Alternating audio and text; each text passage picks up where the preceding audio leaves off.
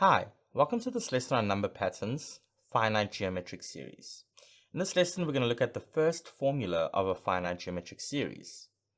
Similarly to how we did the first formula of a finite arithmetic series, we're going to use a similar type of logic that Gauss used to derive the first formula.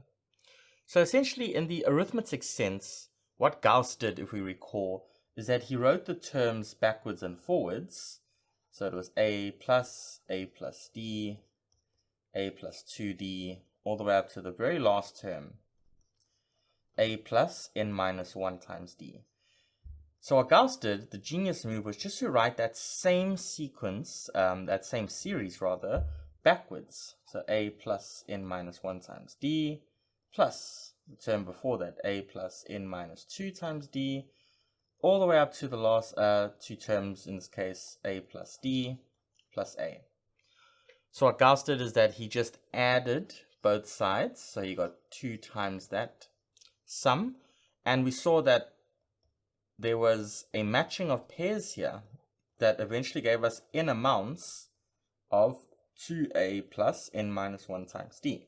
So we've covered that already in the first formula for an arithmetic series. So we're going to use a little bit of similar logic here. Just like with arithmetic, we added things and matched them to try and get the formula.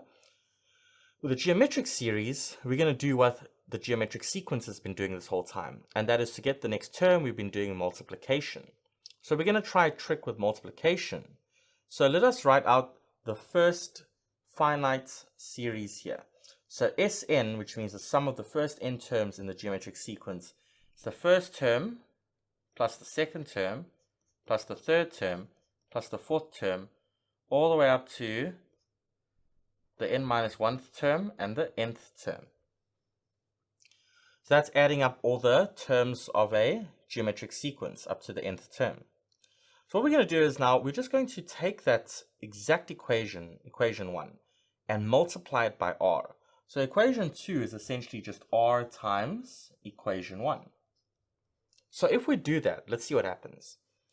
On the left-hand side, we'll have r times the sum of the first n terms.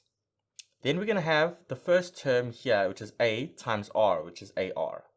Then we're going to get the second term here and times it by r. That'll give us ar squared. We'll multiply the third term by r. That'll be ar cubed.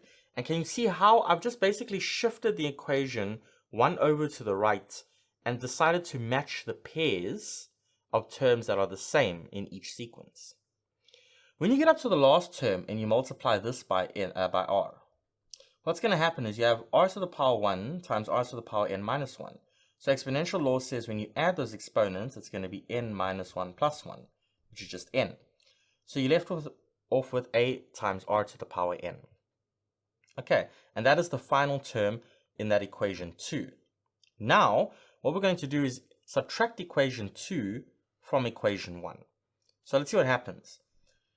That ar will cancel with that ar. This ar squared will cancel with that ar squared.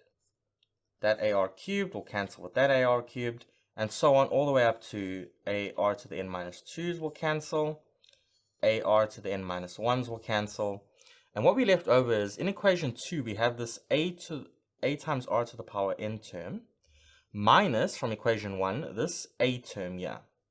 So those are the only two terms that were left over from this.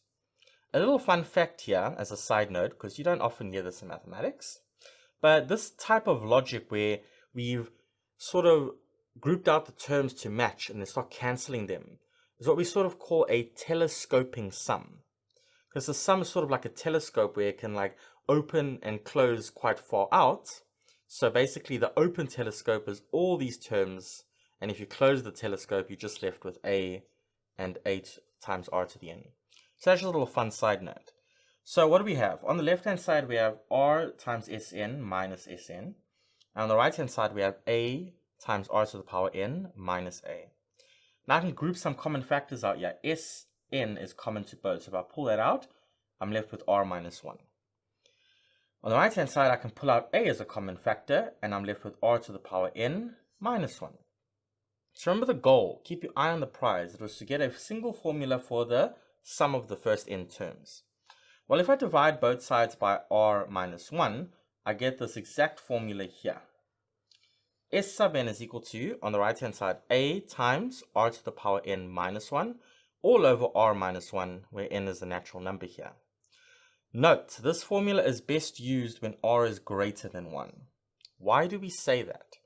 Well, if you look at the denominator, when r is greater than 1, so like 2 or 3 or 2.5, when you subtract 1 from it, you're going to be left with a positive number. And by convention, we just like to work with positive numbers more than negative numbers. So that is why this formula is best used when r is greater than 1. Okay, this is the derivation of the first formula of a finite geometric series. Similar logic to Gauss's formula for arithmetic series, but instead of adding backwards, what we did is we multiplied the first sum by r and then matched pairs, subtracted them, and was left with that resulting part of algebra, where we could just clean up the terms, pull out Sn, and then solve for it, make it the subject of the equation. Okay, I'll see you in the next one.